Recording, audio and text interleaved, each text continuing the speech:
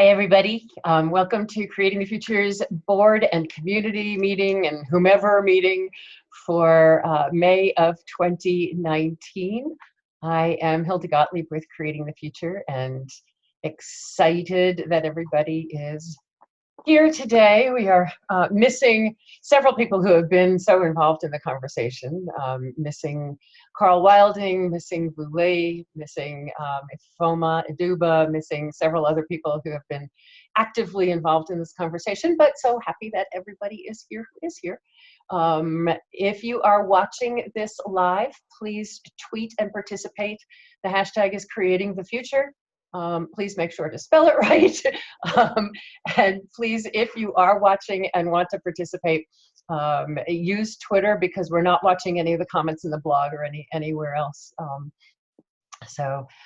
Let's go around. If everybody will say who you are, where you are, and let's share something that has been awesome with you. Who wants to dive in first? I'll go first. Hi, I'm Angie Echeberry in Omaha, Nebraska right now, and it's very lovely weather outside today. And my awesome is that I got to spend last week with Hildy in Indianapolis, where we were doing some work with ARNOVA, or the Association for Research on Nonprofit Organizations and Voluntary Action. A long name, to talk about ARNOVA's future and hopefully some opportunities to keep collaborating also in the future with Creating the Future. It was really awesome. There was a lot of adventure, a lot of ups and downs, and ultimately we had a good, I think, result. It was awesome. That was really awesome. I'll go next. Justin Pollock in Washington, D.C., where it is rainy. My awesome is I got all the mulch done in the yard.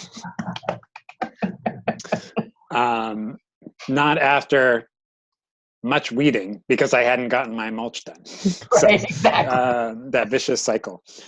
So now I get to walk around the house, sit in the yard, and have that moment where everything just looks so spectacular when it's freshly curated and mulched to last for probably about a week. It's okay. That is probably a great metaphor for life. Everything is order and in order until it's not. Mm-hmm. Yep. Clearly your spring is a lot further advanced than mine. It's 4 degrees here at the moment, Celsius, and miserable. So the garden's looking green, but it's too muddy to work in. My awesome is that I have finally learned how to market my consulting practice. I have learned that the way to market my consulting practice is to tell people I'm moving into retirement and won't be available, after which everyone wants to send me work. You should have thought of this when you were 23. Apparently. So I am currently going out of my mind as a part-time, and you know what that means, interim CEO of a nonprofit with a lot of work needed to have a fit for a new CEO to come in. Plus work for 2 former clients and probable work for 2 new clients. Everybody wants it done at once. Well, I'm a bit distracted, to put it mildly. Definitely awesome. That's my school dance analogy. You go to school dance, the pretty girl you want to dance with, as long as you want to dance with her, it'll never happen. As soon as that it'll never happen and you start to walk away, all of a sudden, hey, everybody wants to dance with you. So the same thing is happening to you, Jane. I guess since I started talking, I will announce that I am Dimitri Petropoulos. I am in Tucson, Arizona.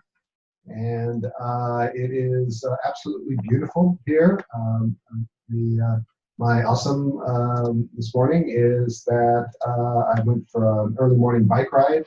It had been raining the last couple of days. It was a little unusual for us this time of year. The whole last year has been unusual in terms of the amount of rain we've gotten. And it was just wonderful. The air is very rich and thick, and it's usually not bad. So it was both cool and just refreshing. So it's my awesome today. Pretty cool. And I want to remind you, Dimitri, that your name still says Creating the Future, and that you need to speak up, because we are sharing a microphone, so that guy over there doesn't reverberate with mine. That was behind the curtain. That was behind the curtain. I am Hilda Gottlieb with Creating the Future, and I also am in Tucson, Arizona, right next to this guy, where it is truly beautiful. We had a beautiful rainstorm yesterday, unexpected, and what that did was there's a nearby national park that is just absolutely gorgeous. All hiking up into the desert along the streams and things, and the saguaros are in bloom. And so for those who don't, the saguaros are the ones that you see in the cartoons, the cactus that look like this. When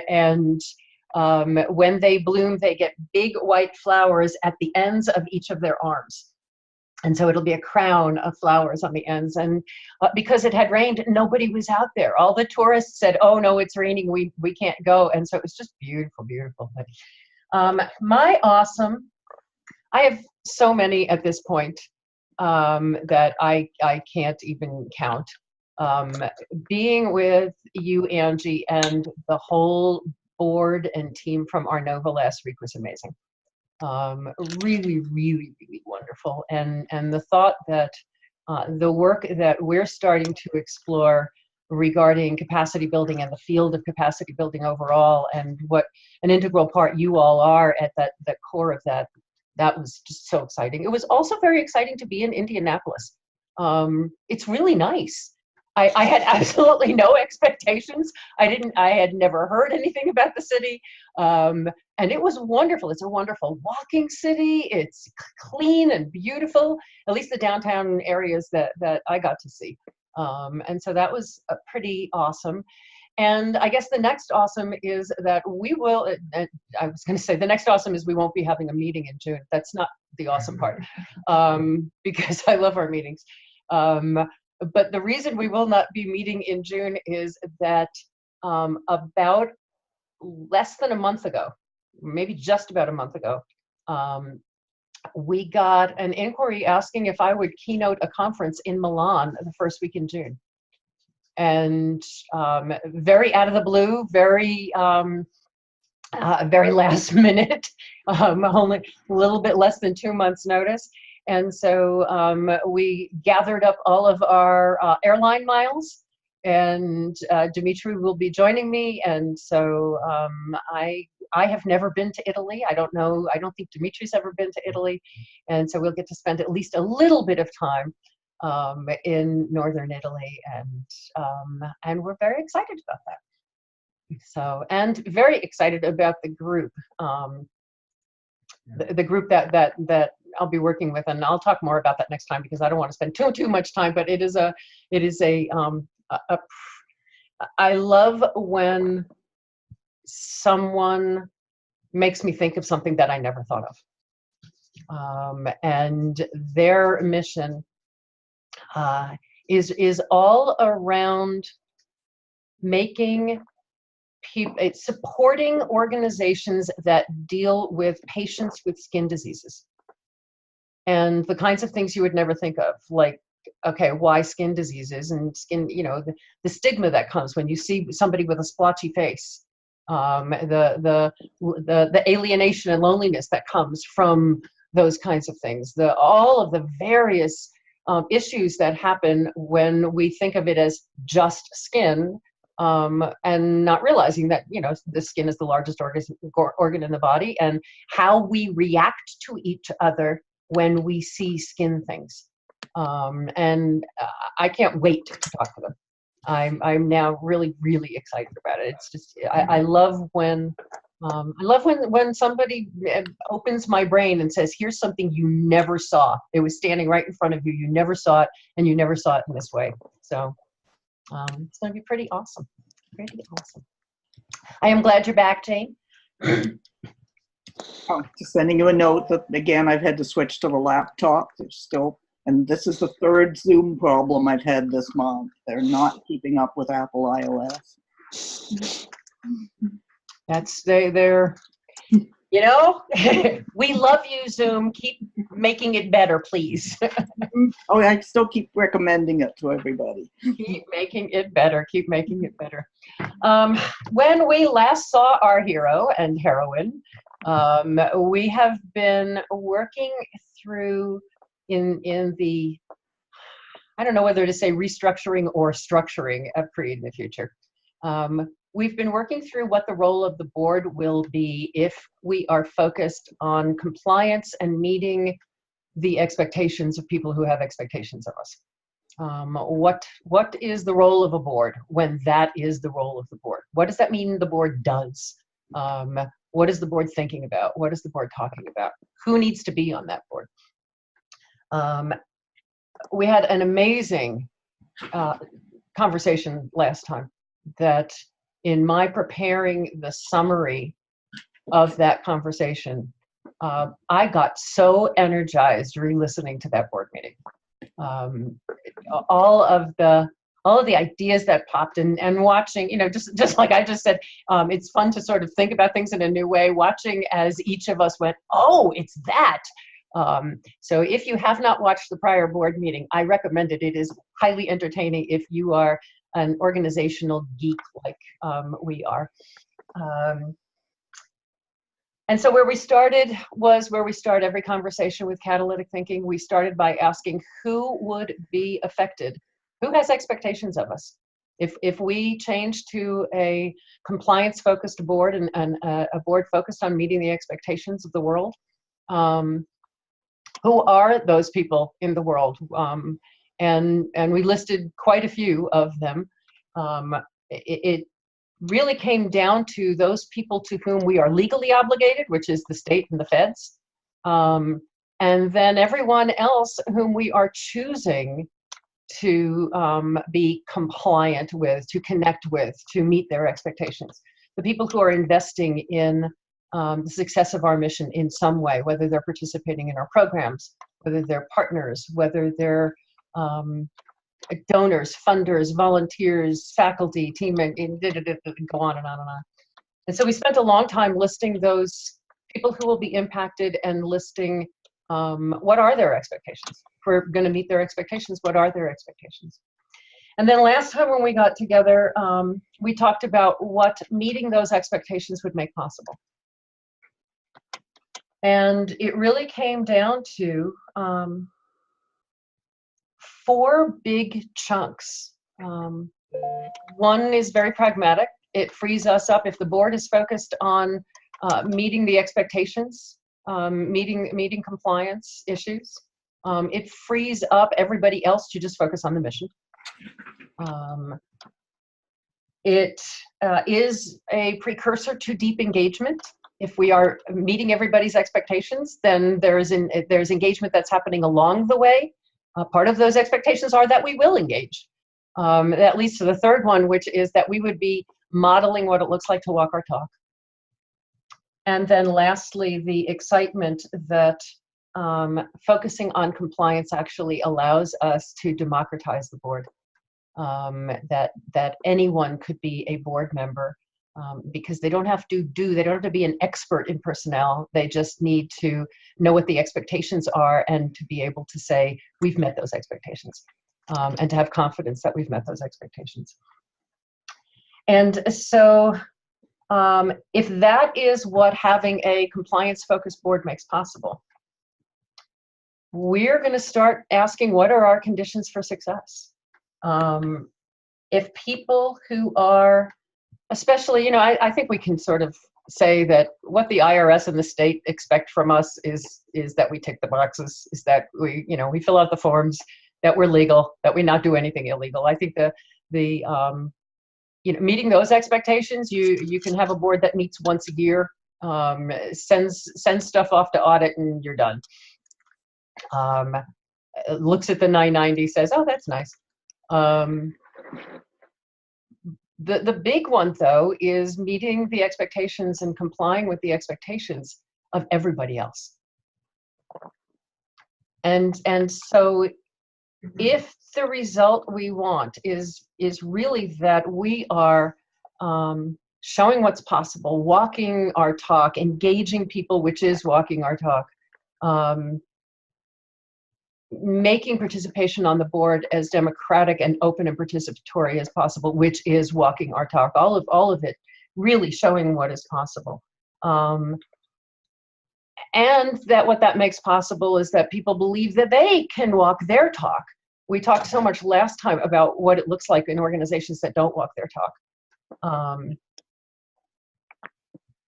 What do all of the people who are investing their time and their talents and their resources, their focus, their attention, what must they be assured of? What must they, because that really is what the expectations are all about, what must they be able to count on from us? As I listened, I was struck in the walking the talk theme of all of it, that it felt like it was about people being able to count on us for whatever they need to count on us for, versus lip service, because that was also what we talked about a lot. When people don't walk the talk, talked about the domestic violence organization, that the board was abusive to the staff. When you're not walking the talk and you're just giving lip service. So what do all of those people, our participants, our stakeholders of all kinds, what do they need to be able to count on? What do they need to be assured of?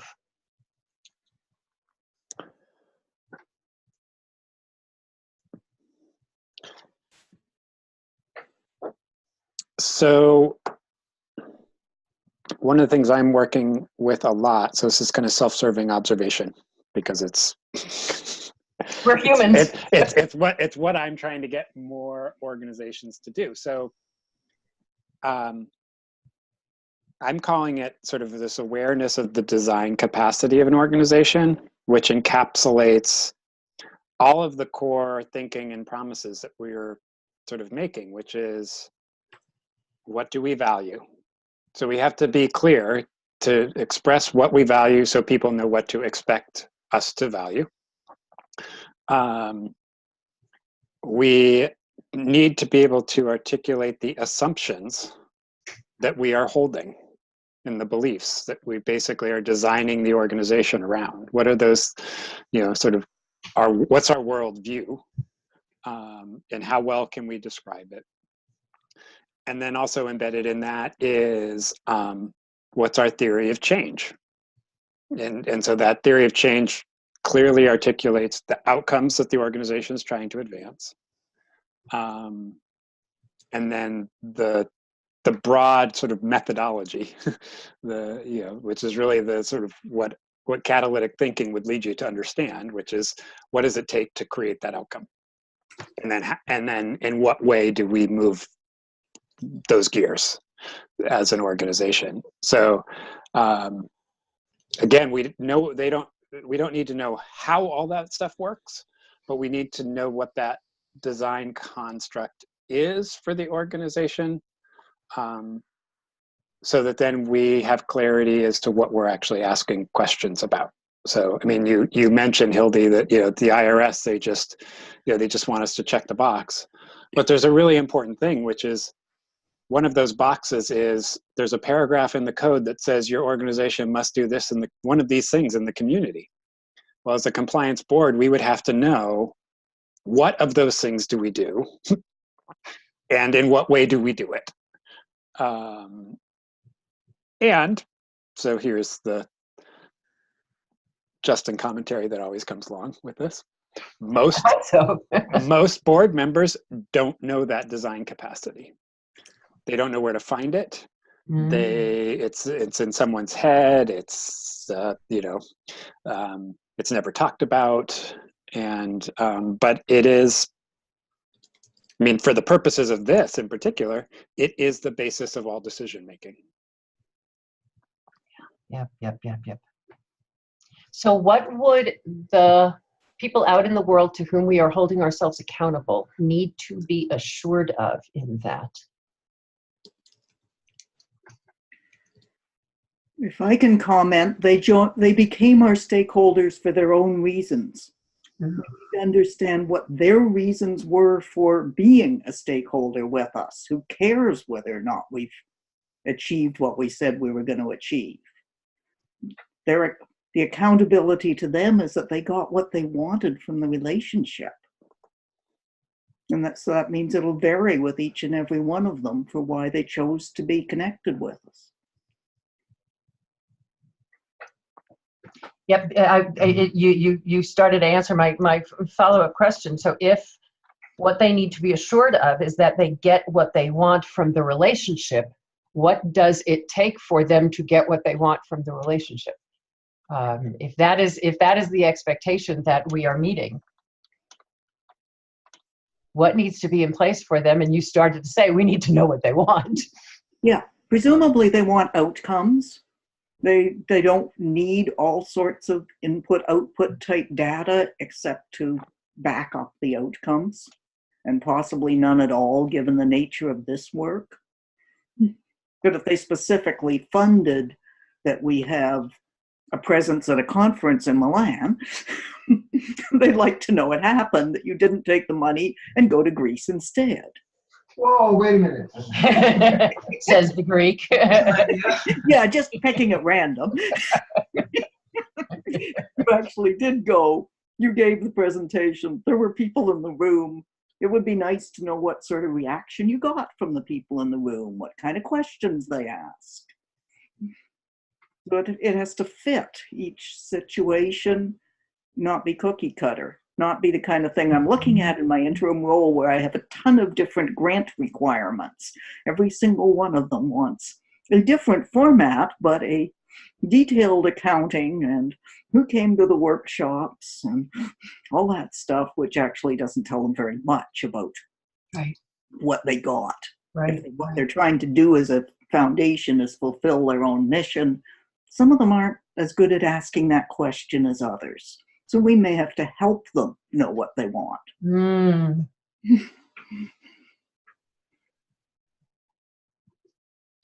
And please don't put 40-page agreements in place with every one of them. What would assure people that we are in fact walking our talk? What would they need to see? What would they need to feel? What would they need to know? What would assure them that we are in fact walking our talk? The thing that I've been ruminating is really basic communication, to know that they're heard, and to have it be two-way in that. So how would they know that we're walking the talk? Is they have to there has to be communication if that's going on, which addresses what Jane was talking about. That it has to fit their situation, but how do they know it's fitting their situation if there isn't, the real basic two-way channel that's going on between, the entity and the stakeholder? Yes.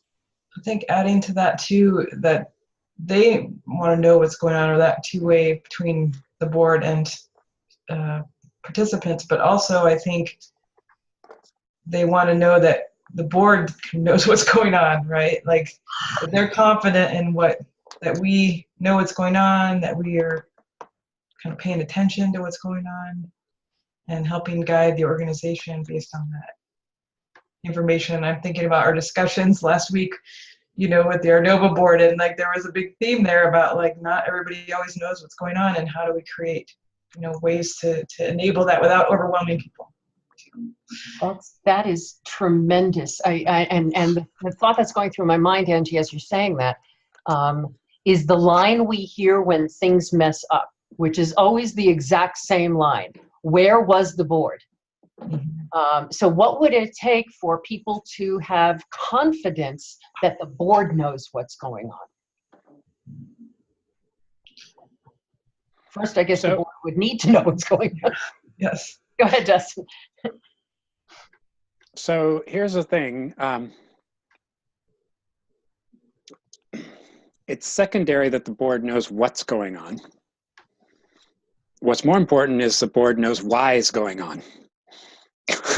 Because I think about Angie's point, which is, or even Jane, yours too, which is, it doesn't make sense for the board to know every activity that's going on, every program, every output, every result. What they need to know is, we have a training program based on what? Again, this is where I go to the design. What are the principles behind the training program and why we think it would be successful at it doing, or for Arnova, we have a conference model.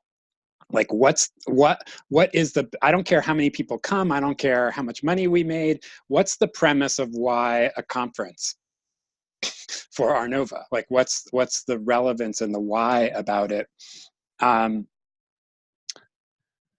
Then you can start to ask the, well, did it work questions, which are the efficacy questions. But we so often just say, well, what's going on? And no one has a context for knowing, is that working? And to your point of, then they say, well, where was the board? Well, the board was probably watching everything that was going on, but they had no they had no idea that it was the wrong thing. Hence a failure of compliance. But the compliance is with the design principles, not with legal obligations. It's compliance with the sort of esoteric intent of the organization. Well, the values and assumptions that you started out talking about, that's really what underlies. Yeah. I mean, I think about it from my perspective when I sat on boards, which is, stop telling me about all the stuff we did. You are overwhelming me. Like, tell me how it worked, or, what we learned. Mm-hmm. Yeah. What we learned. Are assumptions true? Just what you're saying, Dimitri. Like, what was the assumption behind it? Was it true, or did it come out? Mm-hmm. So what would it take for, I'm trying to think and write at the same time. This is, guys, got my brain going. So if the board is focusing on the why, if the board is asking questions where the why is the context, are we focusing on our values in action? Are our assumptions true? What are we learning?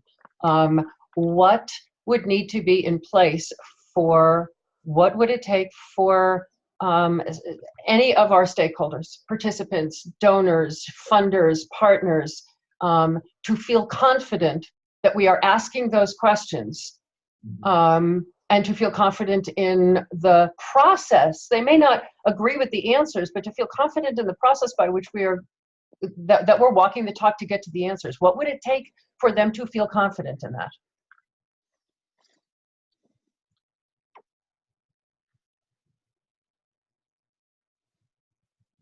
Demonstrated inquiry. Talk more.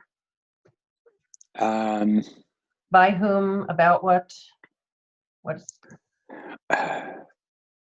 Well, so I think it's a communication. The by whom,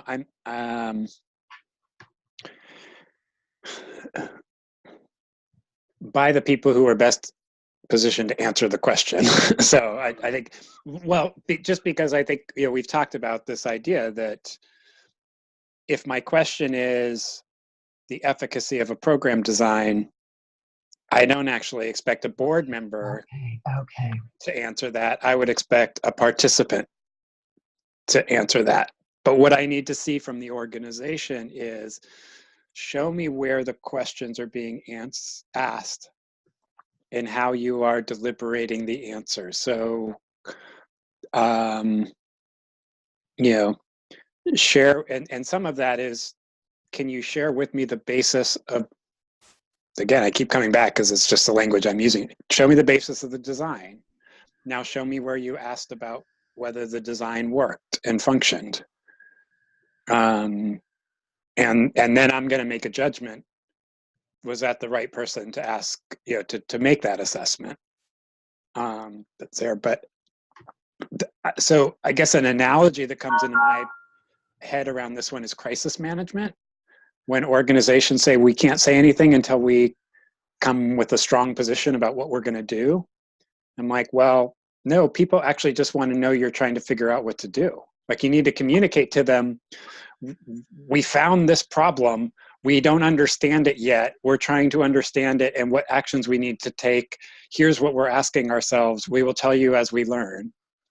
And organizations won't do that. They say it shows weakness, but really what it does is it, because this void of nothing, I don't know if they're asking questions. I don't know what they're doing. I don't know, who's in control or what So, so again, that's the crisis problem side of it, but we could do that on the proactive side, which is just demonstrating that, guess what? We ask questions. We don't just profess answers.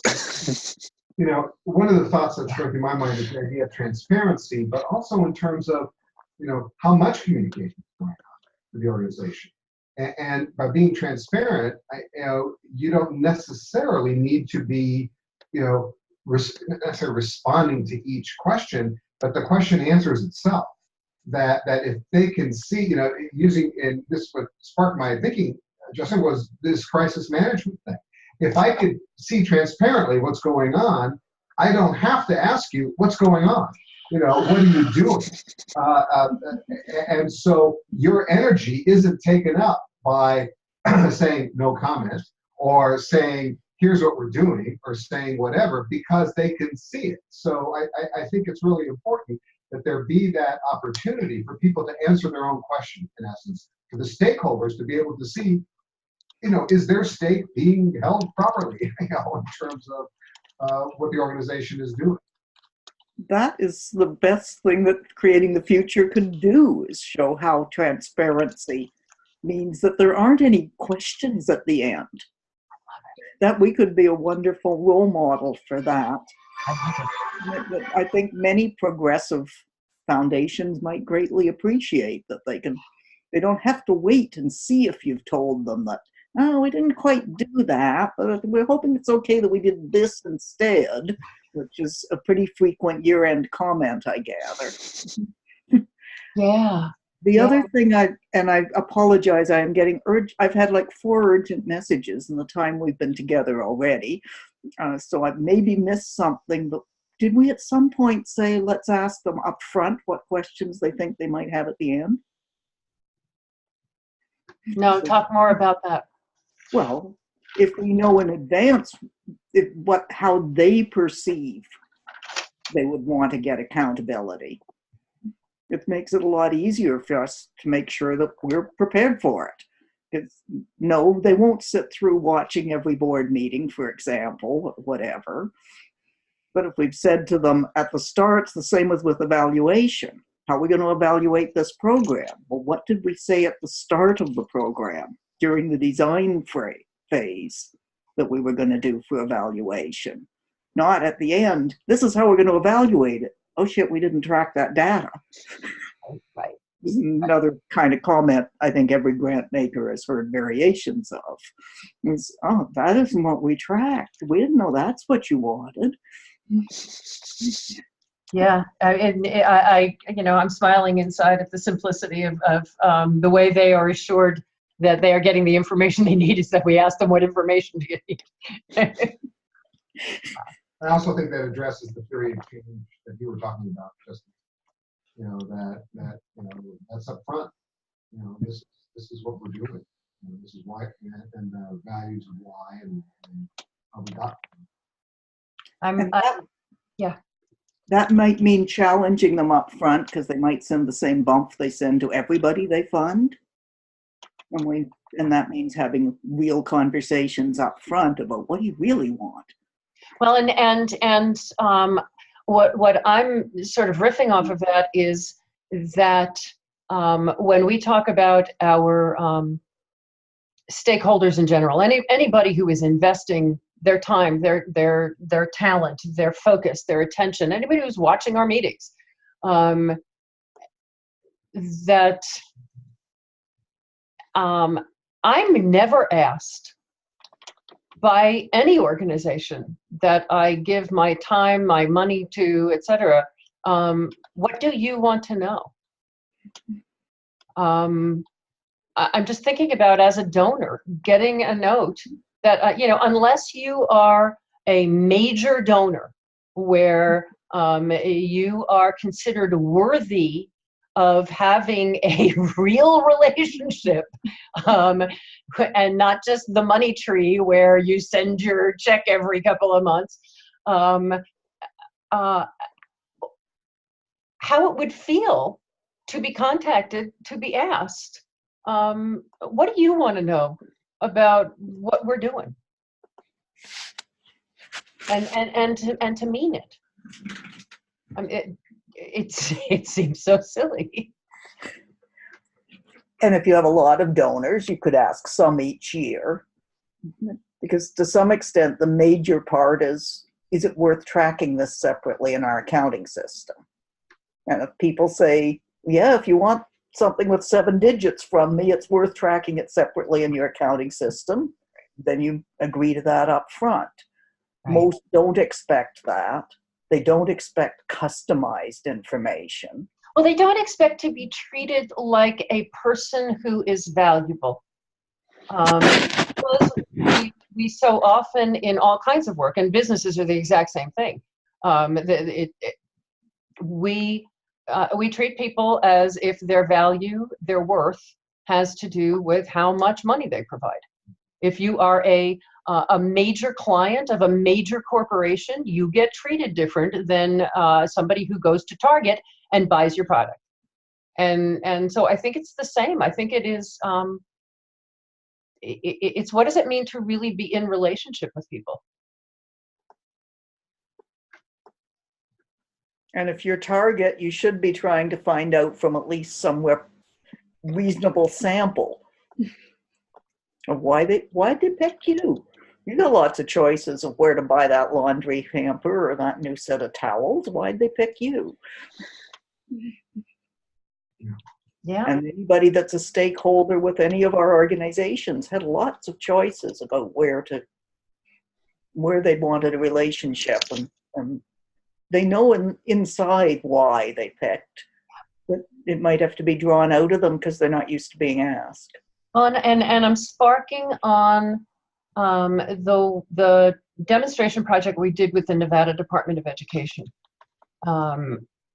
Once they made the decision that they wanted to shift the culture of the organization,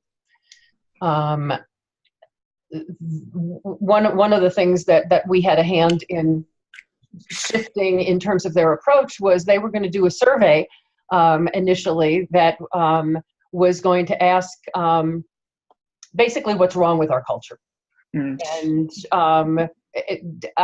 you know, we were sitting in a meeting. It was sort of fun. We were sitting in a meeting, and I was very quiet because I was the outsider. And finally, Christy turned to me and said, "So, Hildy, what do you think?" And I went, "Okay. There's 2 things wrong with this statement. One, what if we ask them what good looks like rather than asking them what's wrong? And 2, what if they don't want to fill out a survey?" So, you know, it's a matter of asking the questions again, Jane, asking, you know, what do you want to know? But also asking that question in multiple different ways, because what they wound up doing was they did some surveys. They did some what they were calling huddles, where they brought people together where you could talk quietly among 4 or 5 different people. They did what they called coffees with the chief, where you could actually sit down one-on-one with the superintendent of schools. You know, they gave them a range of, so it's occurring to me that one of the things that would make me feel confident as a participant, as a donor, etc., is being treated authentically like a human being in a real relationship, rather than being treated like whether it is a money tree if you're a donor, or taking a class or whatever. But there's something about being treated like I'm in an authentic relationship, and that I actually have a voice. Yeah. And you mentioned earlier, Dimitri, that they feel seen, that they feel heard, and I think that there's something really powerful there. I want to build on the what does good look like, because I have a quick little story. one of my new staff members in my interim CEO role went to a workshop on allyship. I don't know if that word is becoming common in the US, but it's becoming very common here. Very much so.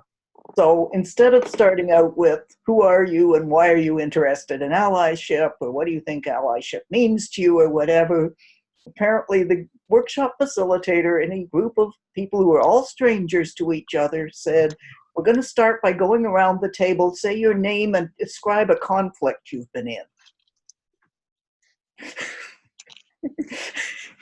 How would you like that as a starting tone for a workshop on how to be allies with people who are being marginalized in our society? Wow. Luckily, the employee was a really good facilitator herself and recognized and told me about how bad a start that meant. Have you all read, I'm proselytizing these days, The Culture Code? No. It is, the author studied for about 5 years what makes good groups highly effective. And he found 3 things, and the examples are amazing. The first is that people feel safe. The second is that is vulnerability, which comes with feeling safe. And the third is shared purpose. The purpose has the context of everything,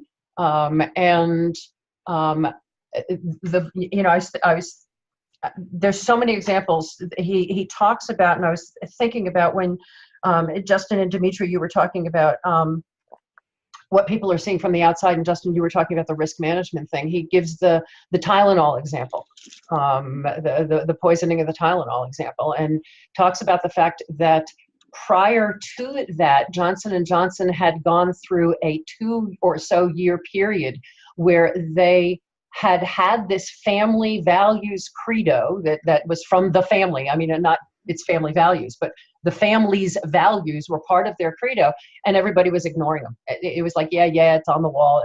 And they went through a 2-year exercise, very much like what we did when we asked for a year, what do our values look like in action? And they kept going through the credo. Does it still apply? Is it still, et cetera, et cetera. And they were doing that internally within the corporation. And that's when the Tylenol thing hit. And that they instantly knew, in terms of risk management, answering all of your questions, Justin. We are inquiring.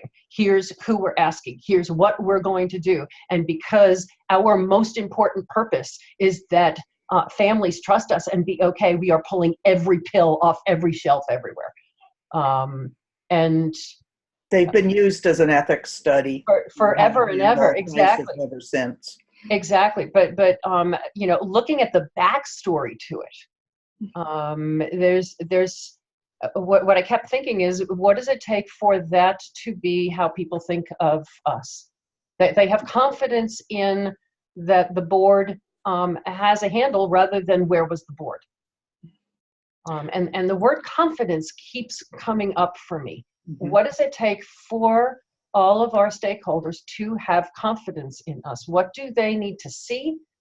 So Justin, I'm looking at the notes I scribbled on what you were calling the demonstrated inquiry. Show that we are inquiring, show who we are asking and who is answering, and show, are they capable of answering? Show the questions that we asked and show the answers. What would it take to know that? Well, I want to put one little caveat on that before we go to what, because of what you talked about with the example in Nevada. I'll be perfectly blatant. That's a stupid question. If you have to ask me what's wrong with the culture, then I mean, like, that just demonstrates that, like, what's wrong with the culture is you don't know what's wrong with the culture. So I think that there is a qualitative element, that it's not just asking questions, it's not just any question, because again, Jane was talking about the funders that ask us all sorts of questions, or ask questions.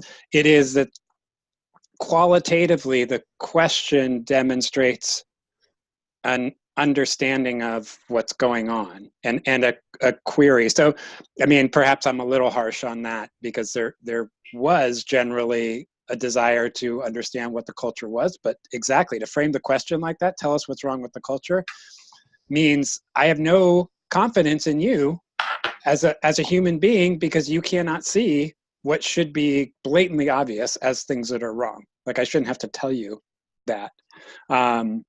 And by the way, the answers they got when they completely shifted the questions, when they turned the question into what would a good culture look like and feel like, what would you be seeing around here, and et cetera, yeah. The stuff they got was awesome. Yeah, all the stuff we're not seeing. Well, they got stuff they could use instead of information they didn't know what to do with, which is what you often get from surveys. Is now we know a whole lot of what people don't like, but we have no idea what to do about it. Instead, by asking the question the positive way, Yes. they could say, oh, well, what do we need to do to make that happen? They already knew what they wanted.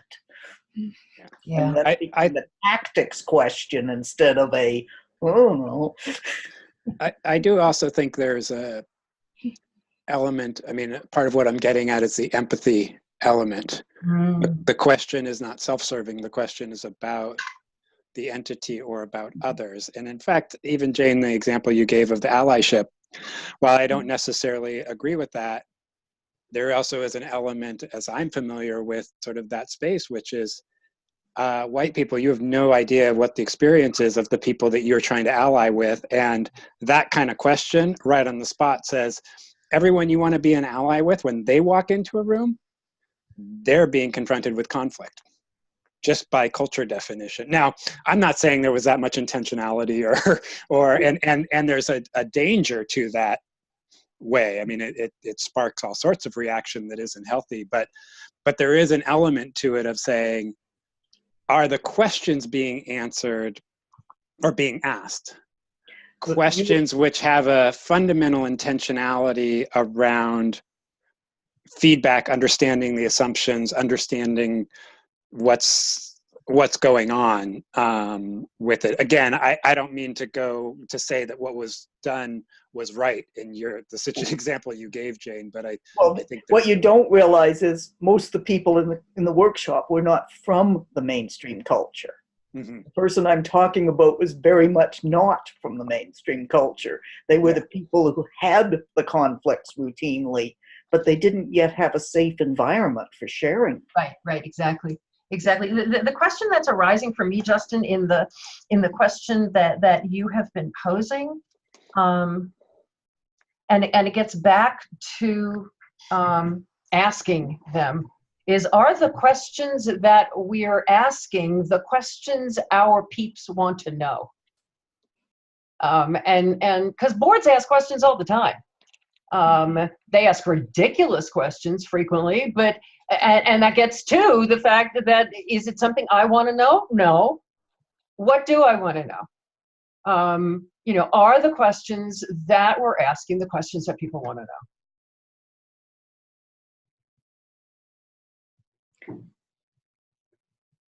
So is it our role to help them frame the questions, since we have more expertise generally at creating the future than the average organization is going to have, in terms of people who really put professional development time and effort into learning more about asking questions? Right.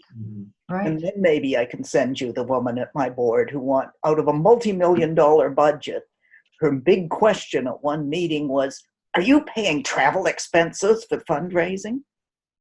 Yeah. Yeah. It's in the olden days. I used to love when everybody had to have a fax machine. And so I'm dating myself. But when board members of a $10 million organization would argue over where to buy the $200 fax machine, is that a question that me as a donor that I care about? And what are the questions that our donors, our participants, our faculty, our all of our teams, our volunteers, is that the questions that they want to know? I'm glad you said that you were describing there, Hildy, the stakeholders in a very broad sense. because I think that sometimes that's part of the defining question is who's a stakeholder? You know, Jane, you mentioned funders, or at least at some point, and clearly they, you know, I mean, someone is funding an organization, you feel like you're a stakeholder in the organization.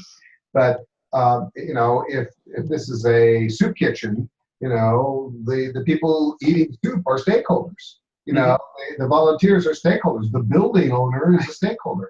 So I think there's different questions that you know, to look at the, you know, the theory of change.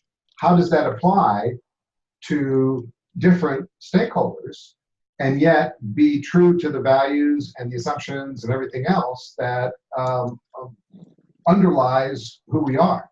The other thing that I was thinking about is, you know, we've been playing with this idea of a spoken hub kind of entity, where you know, the stakeholders at that point are your own organization is a stakeholder at that point.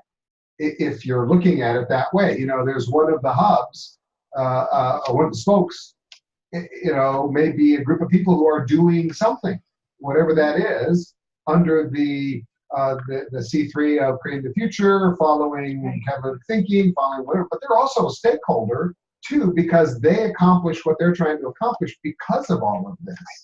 So I'm just trying to wrap my head around the vastness of stakeholder in the context of what we're trying to do here. And I think it's wonderful, but I'm trying to think about it in that context. So I'm sort of asking a question, or at least trying to shed light on some of my dilemma here in thinking about this. What a dilemma. I'm sorry? Why is that a dilemma as opposed to just part of what we have to do? And dilemma may be a poor choice of words, and I'm famous for that. You know, part of my thinking, I guess, is a better way of saying it. You know, I don't have an answer yet, and I'm still formulating that. So that's how I describe it. What I'm starting to picture is a cycle that the board will want to always be on, which is designing systems. You know, Justin, you started with organizational design, designing systems that answer the questions we believe people want to know, our people want to know, in ways that they want to hear that. So it could be posted at the website, it could be tweeted, it could be, there's a million different things. It could be letters to them. I want to get it. Okay, great. Designing systems, living in those systems, providing that information, asking, again, is this what you want to know? What do you want to know? How do you want to know it? Putting that into practice, showing it, finding the ways to do it, and asking that there's an ongoing loop of asking and answering the what do you want to know question, not assuming what people's expectations are, but actually finding out. I really like that you make it iterative, because for a lot of people, they work on the I'll know it when I see it way of living. So until they see one that you think answers the questions they thought they had up front, they won't know that something's missing. So it's not going to be perfect. It's never going to be perfect. Their answers will change because of what was in the front page of their newspaper. The last issue they raised this issue at some other organization, and that made them wonder about Right. that issue at this organization. Yeah. I do that. Every time I read the paper, it sparks some new question in my mind of what's happening on some issue. See, every time I read the paper, I get the same question. Aren't they kidding? Really? How stupid do they That's my think question. we are? My question is usually, really? Dimitri, you started to say something. Yeah. A couple of different things that have been mentioned that, you know, I was thinking about, and one of them you just talked about is the cyclical where the process feeds itself or informs itself. So you're constantly informing this process, which is informing the stakeholders, which is informing the process and continuing. The other thing that I was thinking about is and it was a comment about the Tylenol. That was, there was already a program that talked about values and family or whatever, and then a crisis occurred, and then it really brought it to light. And now, there was in essence a cultural revolution that happened within the organization. And so it refreshed everything in terms of the way that they were thinking. So what that brought to mind is that I think there's a tendency in all of us. If I see the same thing over and over again, I walk by that poster in the lobby that says, we're the greatest, whatever. The 600th time I walk by it, I don't even see it anymore. And so the renewal thing I think is really important, is to constantly be refreshing this in the organization, the whatever, so that these questions aren't just asked once, I guess is what I'm saying. That there is an ability to think about this on a renewing basis, because it will change, and hopefully because it will motivate and inspire at the same time the answers. And they may not have changed, but the life cycle of the organization has, or the life cycle of the program has, and our expectations differ of a program that's been being delivered for 3 years compared to a startup or 20 years. Right. This is really exciting. I have to say that when we've been talking over the past couple of years about a compliance-based board, the long lists in my mind that I try and just get out of my mind of what do we need to comply with, what will it take to comply with those, what are the questions, and et cetera. They've been, and I'm reflecting back on Justin, your aha last time, that you were thinking that the board would need to be more and more professionalized. And the aha being, no, it's just the opposite. They don't need to be. That's where my brain was going also, is that we're going to need, auditors and accountants and who want to be looking at as Rebecca used to say, the gnat's ass of everything. This again is the democratizing thing. This is the, no, what are the questions people really have? And including the IRS, and we're compliant, if we're, the gnat's ass stuff is the IRS and the state. But the rest of it is, again, a really democratizing question. I mean, there's something just feels very big here.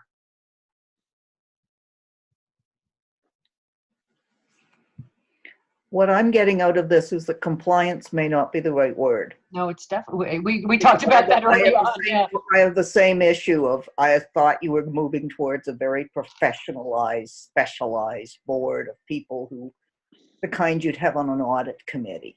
Right. So this is more of an oversight board? Something we started playing with the words accountability and expectations. Mm-hmm. Whose expectations are we meeting? To me, there's just something powerful in naming this as, in essence, what we're talking about here is having real relationships with people to whom we feel accountable. Well, isn't that integrity? I mean, I think about this, it's an integrity board. Oh, look at that. I mean, because that's what you're doing is, for me personally, when I say I have integrity, it's, I do what I say I am going to do. I deliver on what I commit to doing. And I do it, both my own commitment to myself in terms of how I am going to do it, but also what it is that I do. And so I think I don't think it's accountability, because you can account a lot of things. Integrity has a qualitative component to it that says, something only has integrity if it is true to something that was put before it. Are we walking the talk? Yeah. Um, Perfect, Justin. It includes accountability, but isn't limiting. yeah. I mean, and we're asking, does this system have integrity? That goes back to your question, Dimitri. If you build a networked organization, then this integrity board is saying, how do we know that a spoke has integrity? What does it have integrity to? What does integrity look like for that spoke? So that then, as the board, we don't have to be experts in that realm. But what we do demand is that there is a transparency on the design thinking and the implementation. Like, you need to tell us what integrity would look like in this situation so that we can make an assessment of whether, integrity abounded. Perfect. Wow. You know, when I think of integrity, Justin, versus accountability is kind of a binary thing in that, you are, you're not. A situation comes up. Integrity is a new situation has arisen that there isn't a binary answer for. And this provides you the tools to come up with whatever the answer is. So it's a much more creative and much more, it's a broader way of dealing with the world than it is accountability, which is just, we either do it or we don't. We're accountable for this. What does that mean? It has very specific things that means. We have integrity. Well, and a customer walks into the store and they have a broken jar. If I have integrity as a retailer, I empower my people to be able to handle that in the way they see fit. Accountability is that thing on the shelf or not? Is our stocking report accurate so it creates a different environment that I think is much more humane and much more real in terms of how people feel with each other. It also makes it clear it's about people, where accountability gets seen as reports. Yes. And reports aren't good enough. And integrity is a person word. Mm-hmm. It's a people word. People have integrity. I mean, so do machines, but. Well, doesn't integrity more clearly links to values in a way that? Yes. And in fact, when we talk about accountability, we often think of it in terms of value-free in some ways, but integrity is infused with how are we upholding our values or living up to our values. Yeah. Yeah, going back to Jane's marketing your consulting practice, I'm not going to go around saying, hire me, I'm a highly compliant, accountable consultant. Woohoo, that's exciting. We want him to do some of this, social service people work. In my experience, the people who wanted compliant consultants wanted the everything's fine here kind of report, no matter what you found. That was their idea of compliant, was compliant to how they wanted the report to be, not what you really found. Well, and what I'm smiling about is the analogy in what you're talking about, Justin, of what we expect when we talk about boards and organizations who are compliant. It is that they filed their taxes. And so if you filed your 990, you did everything, you ticked all the boxes according to the way you were supposed to. If we judged each other that way, you meet somebody at a cocktail party and you're not sure if you want to get to know them, and the first question you ask is, did you file your taxes this year? I'm sorry, you can't have my taxes. Oh, don't go there, please. Please don't go there. I couldn't. Please don't go there. Well, the reality of going there is there might be compliance, but no integrity. I mean, it's quite possible that, Right. it complied with. We have lots of about your revenue system, but mine says you're supposed to file taxes even for completely illegal revenue. I love you got revenue from sex trafficking. You were supposed to still put in an income tax return on it. I love you can have compliance without integrity. Mhm, you sure And we can. frequently do. Yeah. We frequently do. And compliance also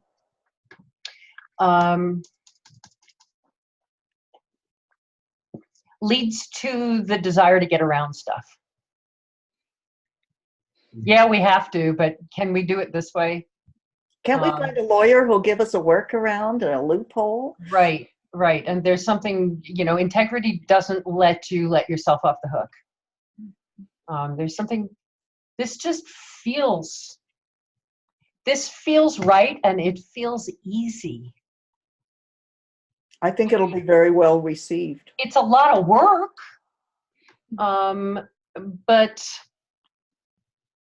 so is any effort worth doing. It's a lot of work, but once you're on the board, feels like it would be simple, maybe not easy, but I don't know. It feels right. And the other felt hard, I guess is what I'm saying. Trying to figure out every risk management possibility, every financial control, felt like a slog. This feels like the work would be joyful. Well, in that regard, what I was sort of hinting at or going toward is the idea of a sort of a litmus test of what has integrity. So if it's what has compliance, you just said you have to have a list of things you comply with. Mm-hmm. But it doesn't, if I comply with these 10 things, it doesn't tell you how to comply with the 11th thing, unless the 11th thing is documented. Here's how you comply with this. And the comment, Justin, about integrity, you can have compliance without integrity. If you have integrity, you know what to do with the 11th thing, or at least you know where to find the answer, or you want to find the answer.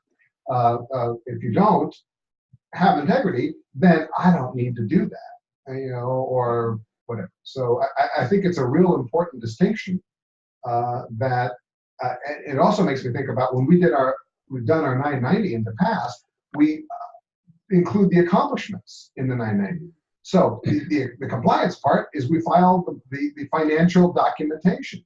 The integrity part is here's what all of that led to. Here's how we accomplished it. Here's what it was. So to me, that was a reflection of integrity in our talking about that and making that available publicly and et cetera. Weirdly, this is actually bringing us back to binary because you can be mostly compliant.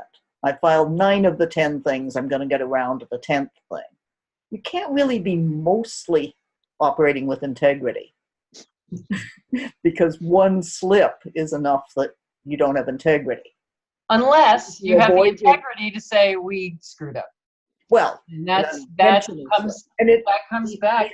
The intentional, no, we're not going to live up to our values on this situation. We're going to waive them and do something else entirely. Right.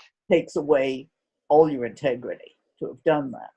Anybody can make mistakes. Anybody can omit something, but intentionally, willfully going against your values. Right. Means you don't have integrity. So I'm going to bring something up on the screen here. If I can get it in. Yep, here we go. Okay. I want to sort of do a where we are in the conversation. This is the flow of catalytic thinking. We spent a lot of time talking about what we affectionately internally call the four whoms. All of the people whose lives will be impacted by the actions that we take, and listening through our own knowledge of what do they expect of us? What are the outcomes they want to see? What are the values that they want to see?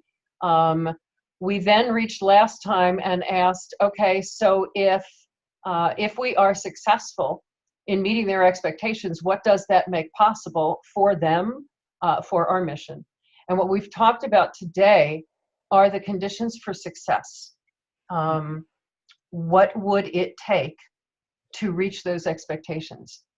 The thing that I'm always smiling at with this framework is that actions just become clear, that we don't have to brainstorm all the actions, that actions become clear, and that I think we are at this point right now where we're really talking about taking action, which is starting to ask people, starting to pull this together in a way that we can then start to define a role of a board. Here's the kinds of questions, here's the kinds of things that, and the board will then have the opportunity and the freedom to design what the questions are. And if we're co-creating that, and all of us openly in these kinds of meetings, co-designing and co-creating that from the questions we have asked of our stakeholders, again, that feels like that rhythm, that cycle and that rhythm. I think we're ready to start. How do you guys feel? What is sparking for you? What is popping for you in this conversation? What's popping is that this is a very natural conversation to have. The questions are plain English. They're understandable. They're not, did you fill out form 5563C079 on time? They're, what would you like? What are you hoping for from this activity? What are you hoping for from this organization? This is something that doesn't require a CPA or a law degree, or would intimidate people whose lived experience matters to an organization, who perhaps don't have English as a first language. The further we go into this, the simpler our language seems to get. You may have to explain what integrity means. It's a really, really good word, though, Justin. It's perfect, in my opinion, at this stage, at least. This is the one to go with. From there, we're having a normal conversation that you might have with anybody over coffee at a door.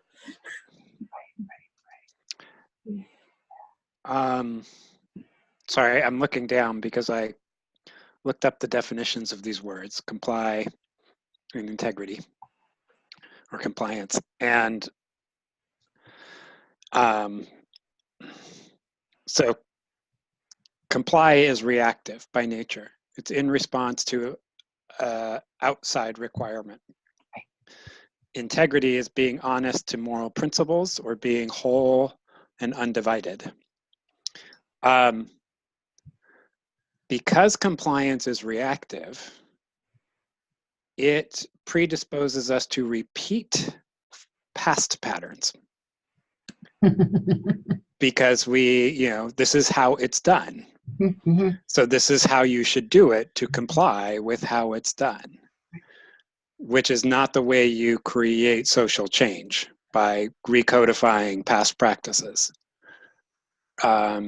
Integrity, because it has that element not only of the values that you brought up, Angie, which you have to be true to an honest code, but this idea of being whole and undivided forces you to project forward.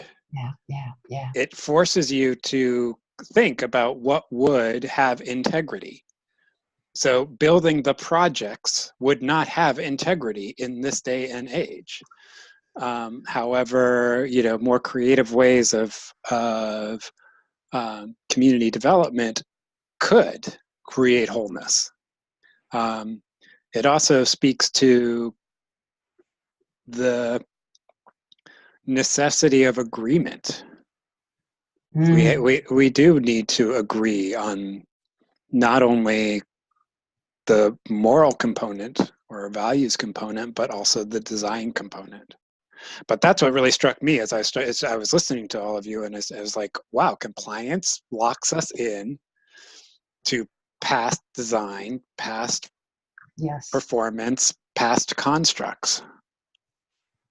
And what struck me in What you just said, Justin, is that integrity is about the people and about the future. And compliance is about the stuff and about the past. Wow. Wow. Mhm. It also, without getting into the best practice concept, but the best practice in my mind is a compliance thing. Oh, yeah. And so it is really exactly what you're saying, Justin. It's very limiting and doesn't encourage growth. Yeah. This is what it is. And so, as a matter of fact, I think it discourages growth. Oh, yeah. That, So this is how we do things. This is how we do things. And from a governance standpoint, why are we wasting our time when we're doing what we do, how we do things? Why are we wasting our time on something else, as opposed to we are a learning organization, whatever that means, and we continue to apply our integrity lens as we move forward. And yes, we comply with all these things. That's fine, but we're doing it with that lens on. Right. Wow. Wow. Yeah, sorry. Another part of that definition was to act in accordance. So again, the repetition, the compliance, and while I am in no way an advocate for Uber and Lyft and Airbnb for many reasons, they did not exist on compliance. Yeah. We can ask about the integrity piece, but certainly they shed. So that's what I think. What happens when you shed both compliance and integrity, you get that. But it's very clear that they said compliance will not get us what we envision. Yes. As a possibility. Yeah. So Justin, how are you feeling? And I don't mean to put you on the spot. Anybody can answer. How are you feeling about where we are right now? Are you? Because I'm really thinking that we are ready to dive into conversations about taking action, about starting to ask these questions, starting to form this board. Am I missing something? Are you feeling sad? Just everybody talk to me. No, I think so. Yes. Sorry, not a no. It's a yes. I think we are at that point of asking, what does that line of inquiry look like? Yeah. That generates integrity. And I think you asked the question before about how would people know? So I think we really have to explore that side of the question, which is, how is it that we know an other is acting with integrity? Because it's very easy to say how we act internally, but this is fundamentally a question. Yes. Well, it's not fundamentally. It's got two sides to it that we have to explore both sides, which is how does the person who's potentially in the role of a board member feel like they are acting with integrity? What do they need to be able to act with integrity to the organization and themselves? Right. But equally important is to that question, and Dimitri, you were starting to probe at it, which was, what does it take for someone to trust that integrity exists in an other entity or person? Right. Right. Yeah. And following the framework, we would naturally ask the exact question that you asked in the, okay, if this is the actions, then what are the internal conditions? What do we need to know and have? What do board members need to know and have? Yeah. Dimitri, Angie, how is this feeling to you?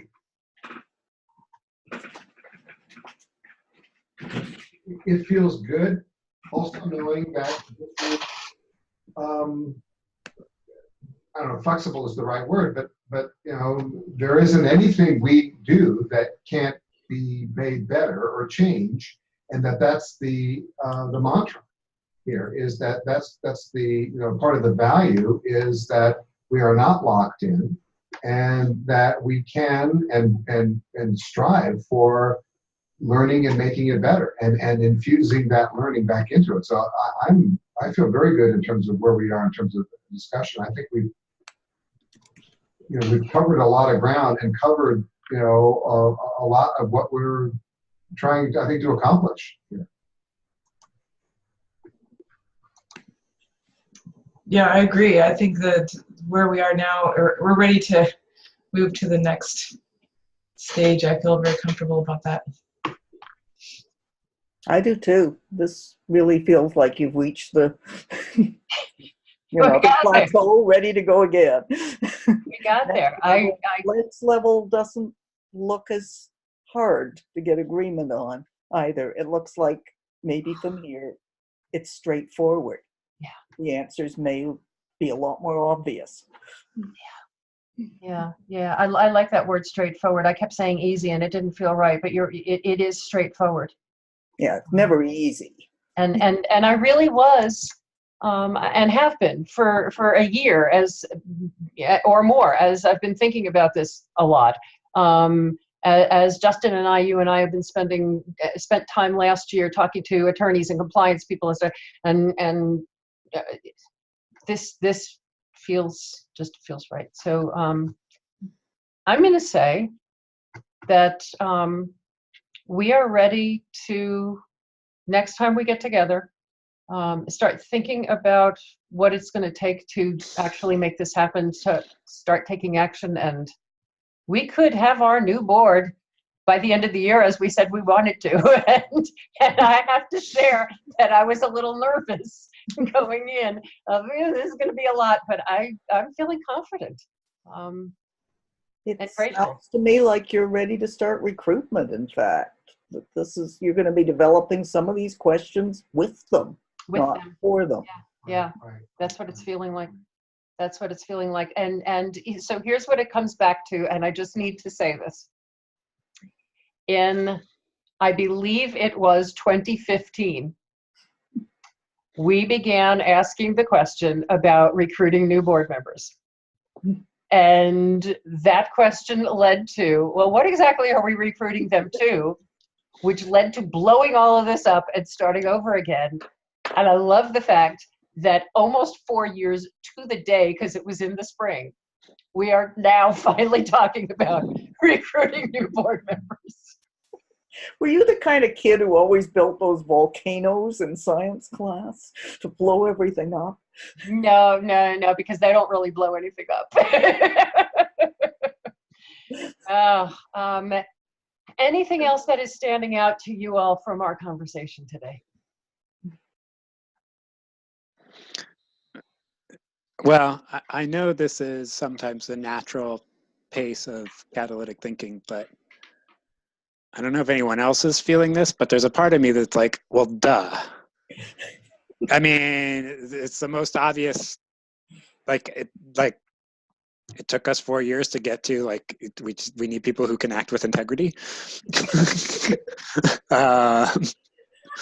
But and I know that's not what this was, but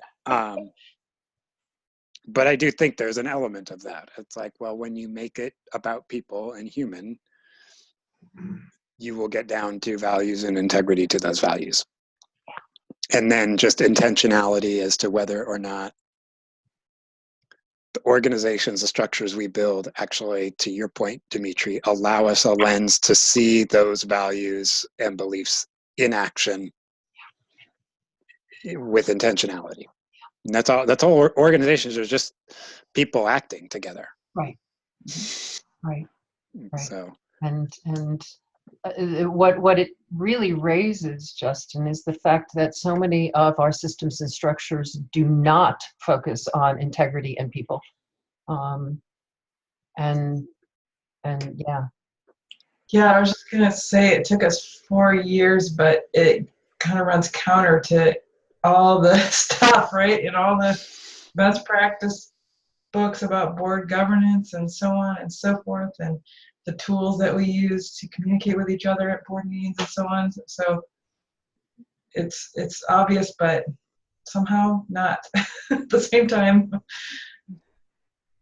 Yeah. Well, it's 4 years to give us permission to say it, not to, yeah. I mean, as you were talking about, as you were saying that, Angie, I'm like, yeah, that's what it took, was 4 years for us to be able to say, yes, this actually is what it's about. Look at what we've done to get there. Yeah. It is counter. Yes, we know it sounds counter to everything, but when you actually walk through it, it's critical to everything. Right. Yeah. Dimitri? It is that long to shed all of the, this is how we do it. You know, this is how we do it are very powerful. And you know, our whole sort of cultural infrastructure is built around those right now. And the ability to walk a different path confidently. Yes. And to walk a different path, knowing that this is believing this is truly the best, this is the best path to be walking, you need to be ready to shed everything else. And that's what 4 years took, was the ability to look at every one of those things and to be able to honor them. Yes, thank you for helping us to be where we are, and move on to the next thing, which ultimately became the duh moment. Yeah, duh. We didn't think of this first off. You know, this seems so simple. Apparently, even with a group of people that really wanted to change things up, to blow things up, who are good at questioning, and I always think that I'm with such brilliant people when I'm at these Creating the Future sessions, we weren't as far along on the readiness continuum as we thought we were. We go back to one of our older pieces of work, and maybe it's taught us some patience about how we deal with other organizations that don't change as fast as we'd like them to. What I am reflecting on the past 4 years is that we knew what we did not want to be. We knew what structures did not work. We knew what systems did not work. We needed to give ourselves the permission to explore the why, explore the context, and explore, absolutely, we spent a year talking about what our values looked like in action. To ask, okay, we know what structures, we know what the current structures do, and what they do badly, and what they don't create. And we've been talking about integrity and people since the very beginning. You listen to the initial conversations that we had about this, about what does a structure make possible, for whom, for the people. It took thinking it through slowly. I definitely appreciate the talking about the patients. Thinking it through slowly, involving lots of people in that conversation, to ask, okay, then what would a structure look like? And what would that structure be imbued with in order to do what we wanted to do? And in all of the quote unquote restructuring things that I have witnessed, that take a year, they take 18 months, they take 2 years. Usually they have a thing they're going to. We're not going to be this anymore, but we're going to go to a, you know, whether it's a holacracy, whether it's whatever, it's a thing they're going to. We took that 4 years to live in the inquiry. And I think that's really the thing that's standing out to me as the most joyful, that we gave ourselves the permission and the freedom to live inside the questions. And to make those questions ultimately about a structure that will support people and moving towards the future. And that to me is, it just feels delicious and awesome. That's a great way to put it. Mm-hmm. Love that. So, yeah, go ahead, Jane. I want to add that some of the earlier discussions that I either heard part of, was in, read up on, felt like they were pretty specific to creating the future. Today doesn't feel that way. Today feels much more like something we could be encouraging other organizations to do. We aren't going to spend 4 years having figure it out. We'll figure it out. This Yeah. sounds like the stage at which a new document could be written for boards instead of the books we've all been relying on. Not me. I'm just I not think it. it's gonna have to be you a little bit. Not it. I'm just calling not it right now. Okay, Dimitri will write it. Yes. You know, you'll have lots of time on the plane. The guy who admittedly can't find words, we'll let him write it. I want to express deep gratitude to everybody who's in the room, and especially to all of the people who are not in the room today, but have been in the room over the past several years in this conversation. We wouldn't be where we are if we hadn't had this in an open way. And so I'm just really, really, really grateful. And we will not be meeting in June because apparently no one can make it in June. I think it's the first time we've been unanimous that everybody said, I'm sorry, but I can't make it in June either. We will do our best to get back together in July. I don't know if Dimitri and I will be on the road or not, but we'll start building this thing and start having the conversations about what will it take, who to involve, who to start recruiting. And I heard somebody wrote this great board recruitment book that we might be able to use. And we'll go from there. And just such gratitude to all of you. This is pretty awesome. I think it should be recognized how well Julie and Dimitri have put up with the ever-changing cast of characters that have been in the room. It has a somewhat different composition, and most people would find that extremely frustrating. It is one of the things that we are adamant about modeling. I understand. I'm saying most people Yes. would be saying, it's taking all these years because we can't get the same people in the room. Whereas you instead have said, oh, good, fresh ideas, new voices. Yeah. As a very quick 2 seconds, one of the key standout learnings in the work that we did in Nevada was it was important to them that when we did get to a planning session, and it was 2 solid days of planning session, that it be as inclusive as possible. And that meant that every one of the 200 employees at the Department of Education were invited, and that they could come at any point, leave at any point, and be there for as short as 15 minutes if that's all they could do. I've never facilitated something like that. It was the most exciting thing I've ever done. To ask the question, okay, if you're going to be that inclusive, what will it take? What are the conditions for success? And they're still talking about, if you listen to the podcast that we did with the NDE folks, it's on our homepage. The staff themselves are still talking about the fact that they've never experienced something like it. Going exactly to what you said, Jane, is what they've experienced is, I'm sorry, we can't because we got to close the doors. And what does it take to be inclusive, to mean it when you say inclusive? Well, and a company that probably had been espousing work-life balance actually proved they meant it. It's pretty awesome. Which is not always the case. We'll put it that way. Thank you all. Is that integrity you're talking about? We're stopping now. And on that note, bye everybody. I'm going to get back to everyone, and thank you. Much gratitude. Goodbye. Bye.